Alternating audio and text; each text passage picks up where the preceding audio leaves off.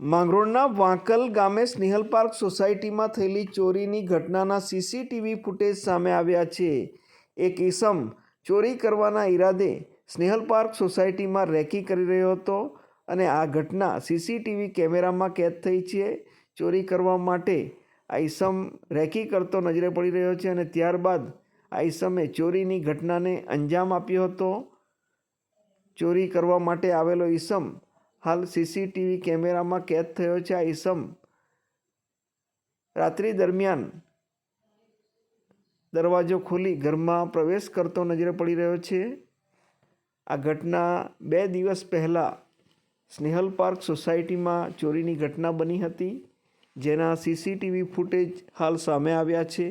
આ ઈસમ ઘરમાં પ્રવેશ કરી ચોરીની ઘટનાને અંજામ આપી રહ્યો છે.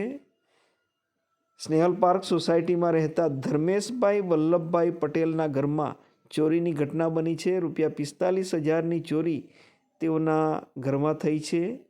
તેઓને બહાર ગામ જવાનું થયું હોવાથી ઘરે કોઈ હાજર ન રહેતા આ ચોરીની ઘટના બની છે. ચોરી કરી આ ઈસમ બહાર નીકળતો નજરે પડી રહ્યો છે.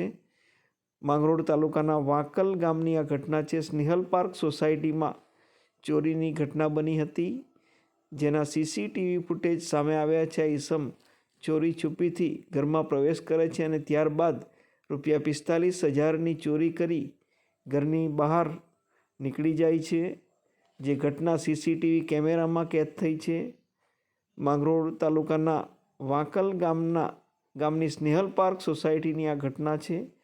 સમગ્ર ઘટના સીસીટીવી કેમેરામાં કેદ થઈ છે. આપ જોઈ શકો છો કે આ ઈસમ ચોરીની ઘટનાને અંજામ આપતો નજરે પડી રહ્યો છે, જેનો સમગ્ર વિડીયો આપ જોઈ શકો છો.